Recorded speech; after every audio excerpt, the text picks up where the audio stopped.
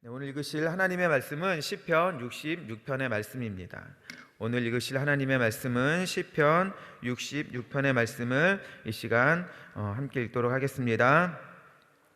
온 땅이여 하나님께 즐거운 소리를 발할지어다. 그 이름의 영광을 찬양하고 영화롭게 찬송할지어다. 하나님께 고하기를 주의 일이 어찌 그리 어미하신지요. 주의 큰 권능으로 인하여 주의 원수가 주께 복종할 것이며 온 땅이 주께 경배하고 주를 찬양하며 주의 이름을 찬양하리이다 할지어다. 와서 하나님의 행하신 것을 보라. 인생에게 행하심이 어미하시도다. 하나님이 바다를 변하여 육지되게 하셨으므로 무리가 도보로 강을 통과하고 우리가 거기서 주로 인하여 기뻐하였도다. 저가 그 능으로 영원히 치리하시며 눈으로 열방을 감찰하시나니 거역하는 자는 자고하지 말지어다. 만민들아 우리 하나님을 송축하며 그 송축 소리로 들리게 할지어다. 그는 우리 영혼을 살려두시고 우리의 실족함을 허락지 아니하시는 주시로다. 하나님이여 주께서 우리를 시험하시되 우리를 단련하시기를 은을 단련함같이 하셨으며 우리를 끌어 그물에 들게 하시며 어려운 짐을 우리 허리에 두셨으며 사람들로 우리 머리 위로 타고 가게 하셨나이다. 우리가 불과 물을 통과하였더니 주께서 우리를 끌어내사 풍부한 곳에 들이셨나이다. 내가 번제를 가지고 주의 집에 들어가서 나의 서원을 갚으리니 이는 내 입술이 바란 것이요 내 환난 때에 내 입이 말한 것이니이다. 내가 수양의 향기와 함께 살찐 것으로 주께 번제를 드리며 수소와 염소를 드리리이다. 하나님을 두려워하는 너희들아 다 와서 들으라. 하나님이 내 영혼을 위하여 행하신 일을 내가 선포하리로다. 내가 내 입으로 그에게 부르짖으며 내 혀로 높이 찬송하였도다. 내가 내 마음에 죄악을 품으면 주께서 듣지 아니하시리라. 그러나 하나님이 실로 들으셨으며 내 기도 소리에 주의하셨도다. 하나님을 찬송하리로다. 저가 내 기도를 물리치지 아니하시고 그 인자하심을 내게서 거두지 아니하셨도다. 아멘. 효와 행복도 우리 함께 읽어보도록 하겠습니다. 하나님이 행하신 것을 보자. 와서 하나님의 행하신 것을 보라. 인생에게 행하심이 어미하시도다. 아멘. 시편 66편 5절 말씀이었습니다. 하나님의 택한 백성이 되었다는 것은 하나님의 놀라운 인도를 받고 살아간다는 것이다. 우리는 본 시편을 통해 하나님께서 어떻게 백성을 인도하셨는지를 깨달을 수 있다. 첫째, 하나님은 능력의 오른팔로 인도하신다. 하나님은 출애굽한 이스라엘을 위해 바다를 변하여 육지되게 하심으로 홍해를 건너가게 하셨다. 가나안에 들어갈 때에도 요단강을 도보로 통과하게 하셨다. 이처럼 성도는 내 힘으로 사는 것이 아니라 하나님의 권능을 의지하며 살아가야 한다. 그리할 때 우리는 이스라엘 백성처럼 매일의 기적이요 간증의 삶을 살 수 있다. 둘째, 하나님은 우리를 단련시키신다. 말씀대로 순종하면 시험과 단련을 받을 필요가 없다. 그러나 광야의 이스라엘처럼 불순종하고 실족하면 하나님께서 은을 단련함같이 강하게 훈련하신다. 매 맞기 전에 말씀에 순종하자. 교회에서 하는 신앙훈련에 힘써 참여하자.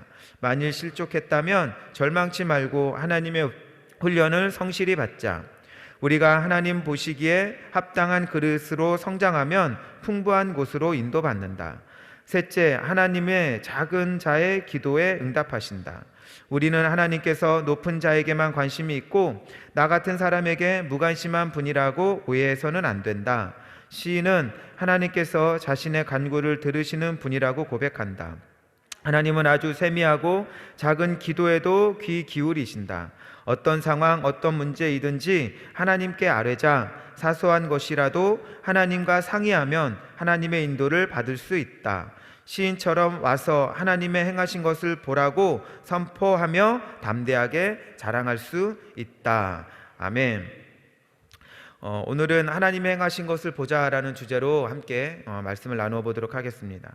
오늘 요절 말씀이죠. 66편 5절 말씀을 두 부분으로 나누어서 제가 읽으면 이렇습니다. 와서 하나님께서 행하신 것을 보라. 그리하면 인생에게 행하심이 어미하시도다. 여러분, 우리가 와야지만, 이 말씀처럼 와야지만 하나님의 행하시는 것을 볼 수 있는 것입니다. 이건 너무나 당연한 것이에요.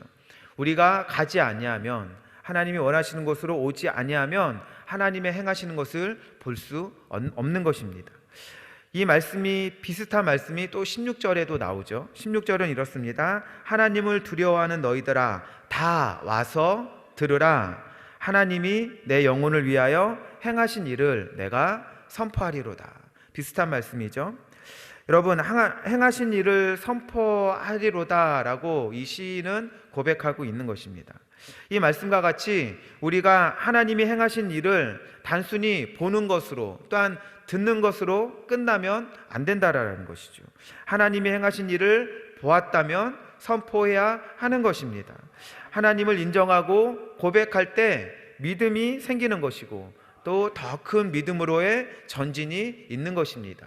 그렇기 때문에 우리가 하나님이 행하신 것들 보기 위해서는 첫째로 와야 하는 것이고, 와서 하나님이 행하시는 것을 보고 들었다라고 하면 보고 듣는 것으로 끝나는 것은, 그것은 무의미한 것입니다.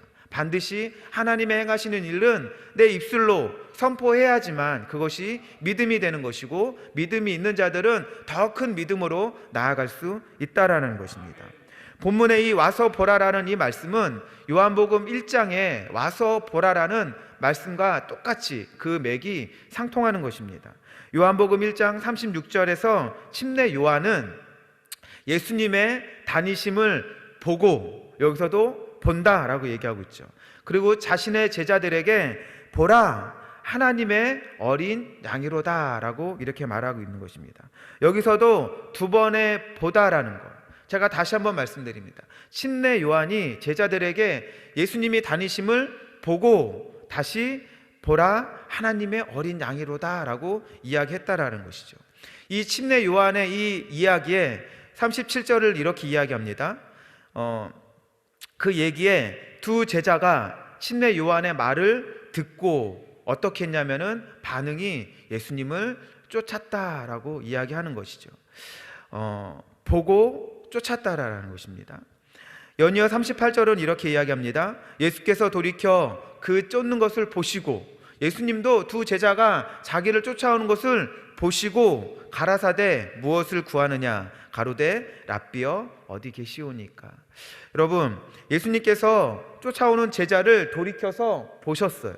보시고서 어떻게 얘기했냐면은 무엇을 구하느냐. 그래서 무엇을 구하느냐가 무슨 뜻이죠? 왜 나를 따라오느냐라는 뜻이죠. 근데 제자들의 질문이 이거였습니다. 랍비여 어디 계십니까? 그래서 어디 계시냐라는 것은, 예수님 제가 당신을 따르기 원합니다. 제자가 되기 원합니다. 이 두 제자의 이 질문에 예수님께서 또 이렇게 얘기하셨습니다. 예수께서 가라사대 와 보라, 와서 보라. 그러므로 저희가 가서 계신 데를 보고 그날 함께 거하니 때가 제 10시쯤 되었더라.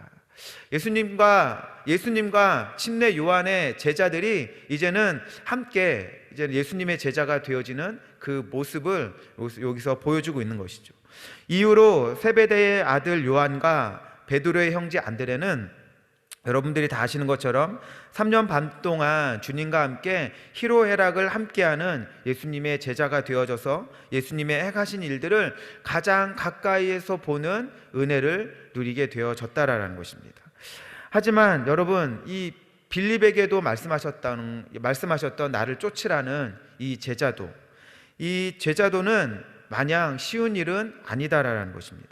왜냐하면 예수님을 쫓으라는 이 제자도는 지금까지 내가 살아왔던 방식과 지금까지 내가 좋아했던 그런 사상들을 버려야 하는 자기 부인이 늘 있어야 하는 것입니다. 또 예수님의 제자로서, 예수님의 제자가 되어지면 예수님의 제자로서 되어짐으로 인하여 생기는 희생, 또한 불이익들을 감당해야 하는, 자기 십자가를 져야 하는 일이 바로 이 제자도, 예수님을 쫓는 일이기 때문에 이것은 쉬운 일이 아닌 것입니다. 그렇다고 우리가 쉽지 않다고 예수님을 쫓는 것, 예수님의 제자도의 길을 걸어가는 것, 그것을 멈춰야 되느냐? 그렇지 않는 것입니다. 여러분, 우리가 어떻게 해야 되느냐? 예수님에 대한 확신이 있어야 한다라는 것입니다. 빌립은 예수님이 나를 쫓으라는 그 단 두 마디에 자신이 그토록 기다리던 메시아임을 확신하였습니다. 그렇게 확신하였기 때문에 이 빌립이라는 제자는 결국 사도가 되어져서 복음에 생명까지 내놓는 그런 믿음을 보여 주었다라는 것이죠. 여러분, 빌립만 그런 것이 아니라 사도 바울 역시도 부활하신 예수님을 다메섹으로 가는 그 길에 단 한 번 만났습니다. 그런데 너무나 그 만남이 강렬하였기 때문에 자신이 계획하였던 모든 것들을 포기할 수 있었고, 그러니 하나님이 함께 하시는 일들을 경험하는 삶이 되어졌고, 이로 인해 끝까지 돌아서지 않는 믿음의 경주를 완주할 수 있게 되어졌다라는 것이죠. 빌립도 그렇고 사도 바울도 그렇고 예수님과의 이 강렬한 만남은 한 번이었습니다. 그런데 이 한 번이 흔들리지 않는 확신이 되어졌고, 그것이 믿음으로 끝까지 완주하게 하여졌다라는 것이죠.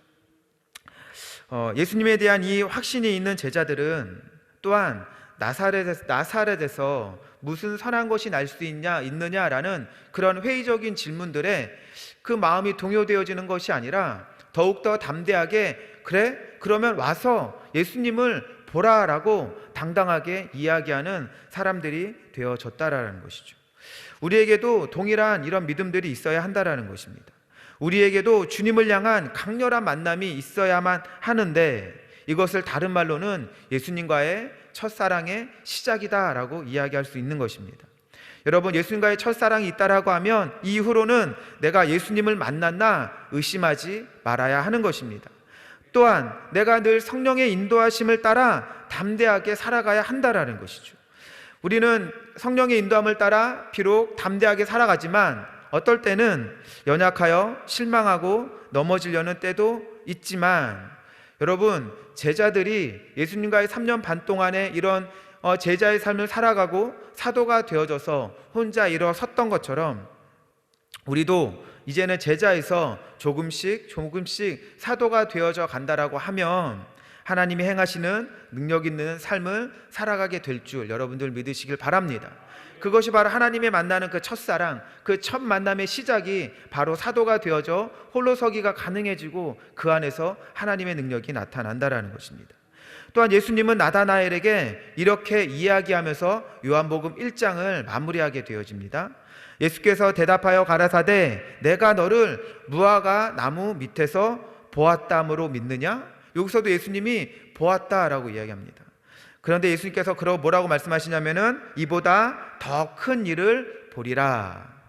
또 가라사대 진실로 진실로 너희에게 이르노니 하늘이 열리고 하나님의 사자들이 인자 위에 오르락 내리락 하는 것을 보리라.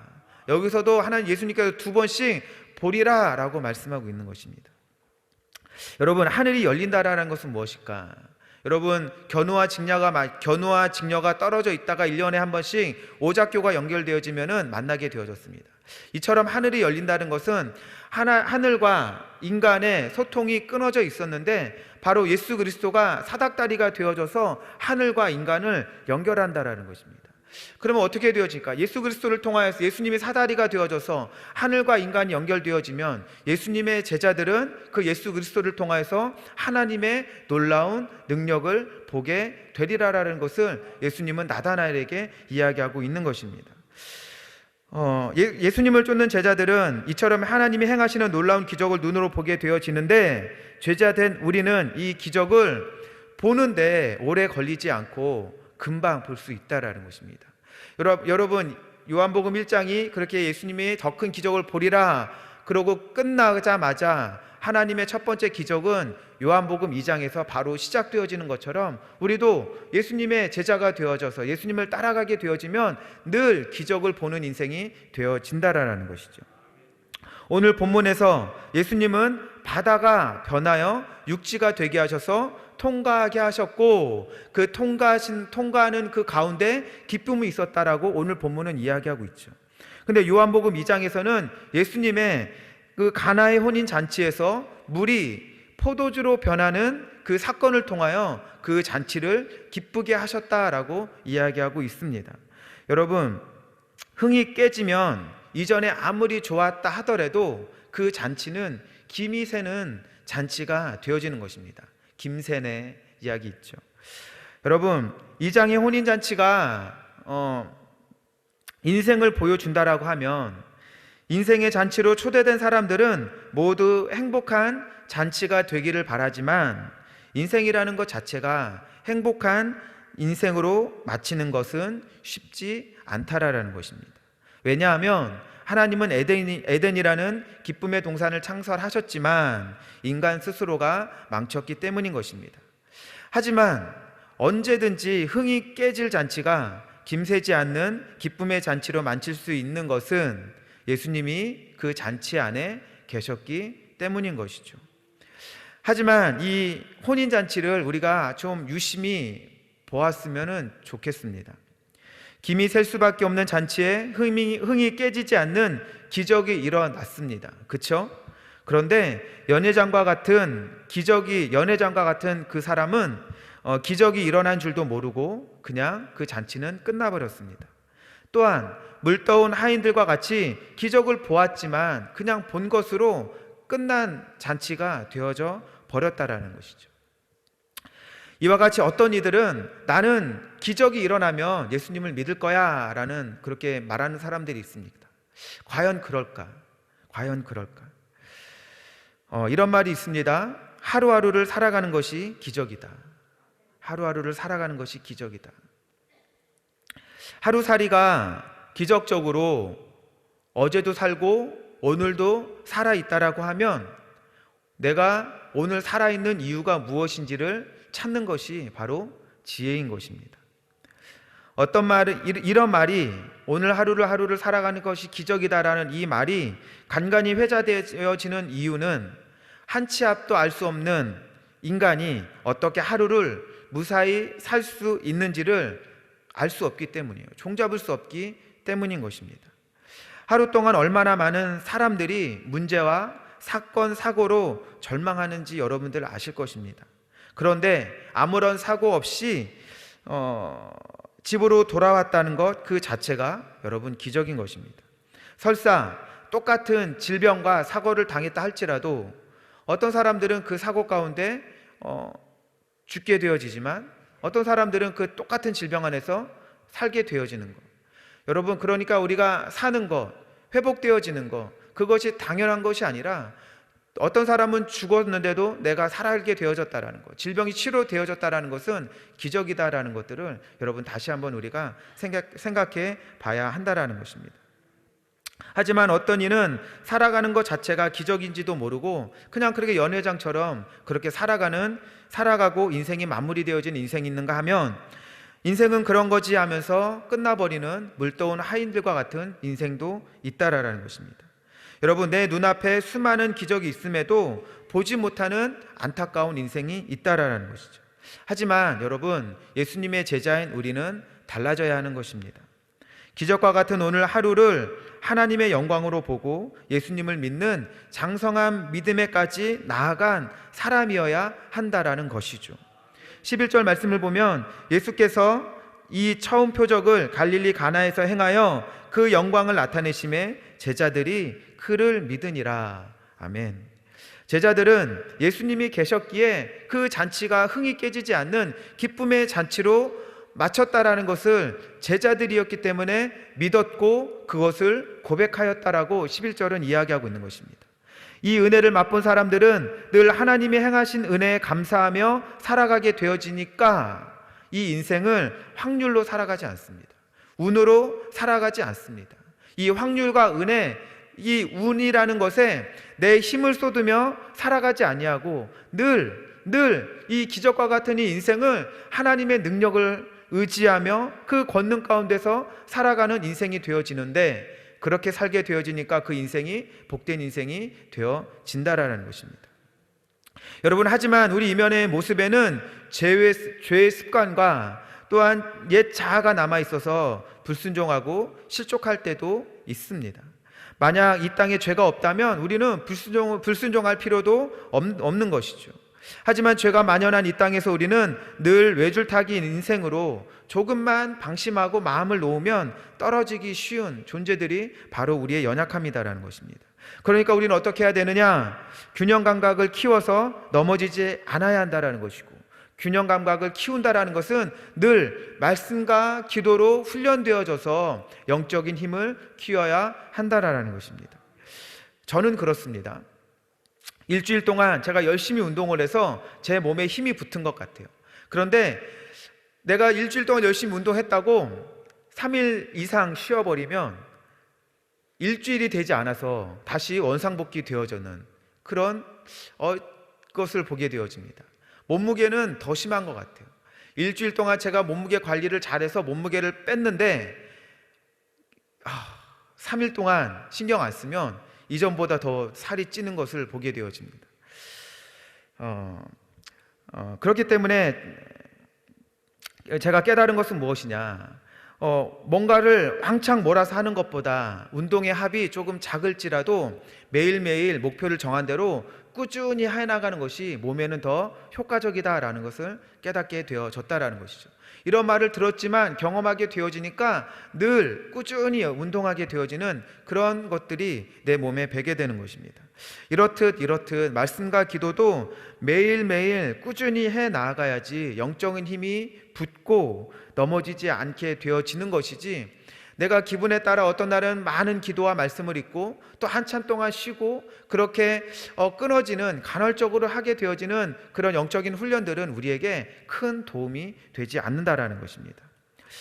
하지만 점점 힘이 떨어져 가고 살이 찌는데도 움직이지 않으려 한다면 우리 주인 되시는 하나님은 우리를 강제로 움직이게 하려 할 것입니다. 이전에 제가 동물농장에 뚱냥이라는 고양이를 봤습니다. 이 뚱냥이가 몸무게가 얼마나 되냐면 14.5kg. 보통 고양이가 4kg에서 5kg라는데 보통 고양이보다 3배가 되는 뚱냥이였습니다. 근데 이 주인이 이 뚱냥이를 사랑하니까 이 뚱냥이가 예전에 루루로 돌리키기 위하여서 이렇게 훈련을 시키는 것을 보게 되어졌습니다. 하나님도 우리를 사랑하신다면 영적인 무기력에 우리가 빠져 있다라고 할 때 가만히 계시면 안 되는 것입니다. 그분이 사랑의 하나님이시라면 우리가 영적인 무기력에 빠져나올 수 있도록 우리를 연단의 환경 가운데로 이끄시는 것이, 그것이 바로 사랑임을 여러분들 기억하시길 바랍니다. 그러니 지금 우리가 기도해야 할 상황 가운데 놓여 있다면 작은 자로서 겸손히 하나님 앞에 무릎을 꿇읍시다. 물론 영적인 무기력에 빠지게 되면 기도라는 그 말을 듣는 자체가 너무나 힘들 때도 있습니다. 그렇다고 우리가 기도하지 아니하고 말씀을 붙잡지 않는다라고 하면 점점 더 깊은 나락 속으로 빠질 수밖에 없다라는 것이죠. 그러므로 여러분, 우리가 기도가 너무나 힘들다 할지라도 하나님 앞에 머무는 시간들을 갖게 되어지시기를 이 시간 소망합니다. 그냥 무릎을 꿇으십시오. 그리고 기도가 너무나 힘들다 할지라도 그냥 계속해서 주기도문을 외우시기를 바랍니다. 아니면 내가 좋아하는 말씀, 내가 의지하는 말씀을 무한 반복으로 끊임없이 외우게 되시길 바랍니다. 그것도 힘드시다면 그냥 주님의 이름을 부르시길 바랍니다. 그것도 힘드시다면 무한히 찬양하게 되시길 바랍니다. 그렇게 내가 야곱의 씨름처럼 씨름을 하게 되어지면 내가 영적으로 정체되어져 있던 그것들이 서서히 풀리게 되어지고 다시 한 줄기의 빛이 비추어지게 되어지고 영적으로 내가 다시 움직이게 되어질 것을 여러분들 믿게 되어지시길 바랍니다. 그 시간이 하루가 되어질지 한 달이 되어질지 우리는 모르지만 우리의 야곱의 씨름은 분명히 광명한 빛으로 우리에게 비춰지게 될 줄 여러분들 믿으시길 바랍니다. 짧게 이야기하겠습니다. 너는 내게 부르짖으라. 그리하면 내가 내게 응답하겠고 내가 알지 못하는 크고 은밀한 일을 내게 보이리라. 이 말씀 너무나 잘 아시죠? 이 말씀 앞절에 여러분들 어떠한 말씀이 있는지 아십니까? 이를 행하는 여호와, 오늘 우리의 주제인 것입니다. 그것을 지어 성취하시는 여호와, 그 이름을 여호와라니가 이같이 이르노라. 너는 내게 부르짖으라 라고 말씀하는 것이죠. 여러분, 우리가 이 말씀을 읽을 때 어떤 걸 우리가 기억해야 되느냐? 주님은 다 계획이 있으셨네요 라는 고백인 것입니다. 하나님 우리에게 말씀하시는 것이에요. 너는 부르짖어라. 그러면 내가 너에게 일을 행하겠다라고 말씀하고 있는 것이죠. 우리가 어떠한 계획이 없어서 우리가 공황 상태에 빠져 있을 때 하나님은 계획이 있으십니다. 그 계획이 있으신 분에게 우리가 기도하게 되어지시기를 이 시간 소망합니다. 여러분, 우리가 기도하게 되어지면 하나님께서 일을 행하시겠대요. 그 행하신다라는 것은 무엇이냐면은 하나님의 방법대로 우리의 삶의 문제를 풀어주시겠다라는 것입니다. 여러분, 하나님의 방법이라고 해서 여러분 실망하셨나요? 실망하지 말게 되시길 바랍니다. 제가 앞전에도 얘기했지만 우리는 한치 앞지를 알 수 없습니다. 한치 앞을 알 수 없다라는 것은 무엇이냐면은 내 인생 가운데 내가 무엇이 가장 좋은지, 어떠한 방법의 해결의 실마리가 좋은지 우리는 완전히 알 수 없다라는 것입니다. 그런데 하나님은 아신다니까요. 그 하나님 아시는 하나님이 우리가 기도하게 되어질 때 우리의 가운데 일을 행하셔서 우리에게 가장 좋은 것을 행하여 주신다라는 것입니다. 그렇기 때문에 우리는 기도만 하면 되어집니다. 기도하게 되어지고 하나님 앞에 믿음의 확신을 가지고 나아가게 되어지면 하나님은 반드시 우리에게 놀라운 일, 좋은 일들을 행하여 주심을 여러분들 기억하게 되시기를 이 시간 소망합니다. 기도하겠습니다. 하나님 아버지 감사합니다. 오늘도 하나님의 은혜를 구하고 또 하나님의 말씀대로 나아가기 원합니다. 하나님, 우리가 주님을 쫓는 자 되게 하여 주시옵소서. 하나님을 쫓는 제자가 되어져서 우리의 그 제자됨의 모습이 아버지자 하나님의 능력이 나타나는 사도가 되어질 줄로 믿습니다. 날마다 흔들리는 믿음이 아니라 믿음 가운데 하나님의 놀라운 역사들을 나타내는 복된 삶들이 되게 하여 주시옵소서. 하나님, 우리가 날마다 주님을 보기 원하며 날마다 주님을 선포하는 자 되어질 줄 믿사오니 성령님 역사하여 주시옵소서. 하나님, 오늘도 우리가 삶을 살아감을 통하여 우리 하나님의 놀라운 역사들이 이 자리에 나타나게 해주시고 오늘 기도한 힘으로 오늘 하루를 살 수 있는 복된 사람들이 될 수 있도록 하나님 도와주시옵소서. 감사드리며 예수님의 이름으로 기도합니다. 아멘.